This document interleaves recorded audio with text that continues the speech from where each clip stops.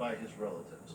Would you look with me at Mark chapter 3 and verse 21? It says there, "But when his relatives heard about it, they went out to seize him, for they were saying, 'He has gone out of his mind.'" Jesus did not take offense, even though his relatives were trying to seize him, even though they said he had gone crazy. Have your relatives perhaps said some things like that to you? Jesus did not take offense. He was patient. Well, in fact, after his resurrection, look what Jesus did. Let's go to 1 Corinthians chapter 15, and let's read together verse 7. It says, "After that, he appeared to James, then to all the apostles." Now, this is just a very small detail, but did you notice what it said? So Jesus appeared to James. His brother. Now, we don't know what Jesus said to James when he appeared to him. But the point is that Jesus made a special effort to appear to his half-brother James. Well, James must have deeply appreciated that special attention from Jesus. And why do we say that?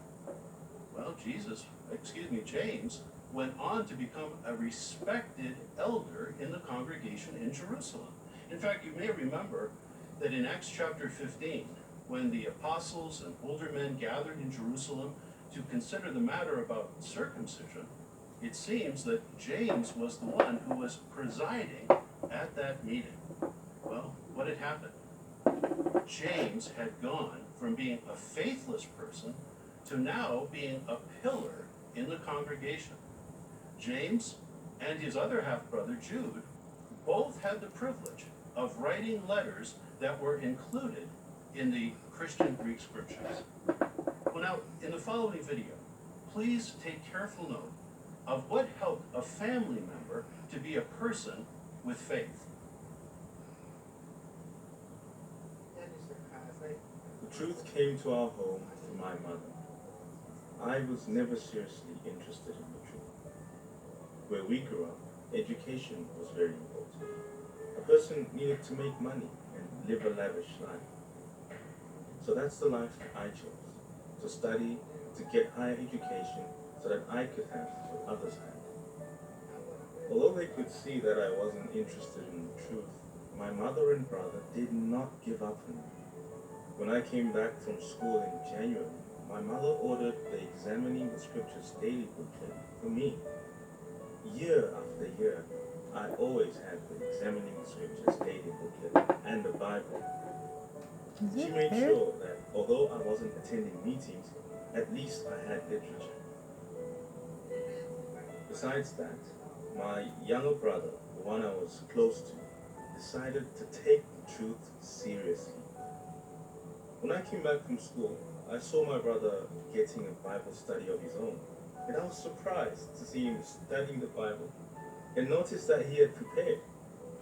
He cared about and loved what he was learning. That's when I understood that the Bible changes lives. A scripture that comes to mind is Hosea 11 verse 4. There it shows that Jehovah calls us with cords of love and kindness. In my situation, Jehovah did this. So I made the decision to be regular at the congregation meetings. And I finally started studying the Bible with someone in 2007 and got baptized in 2008. My family really encouraged me. They never gave up on me. And I encourage parents not to give up on their children. They must continue encouraging them and have the hope that Jehovah God will draw them to the organization because they have good hearts.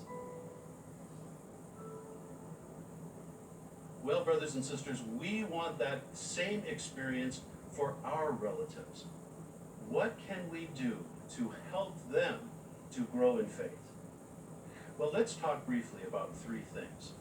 Here's the first one. Be patient with your relatives. We want to imitate the example of our wonderful God, Jehovah. Do you remember when the nation of Israel went astray so many times? Well, in Jeremiah chapter 4,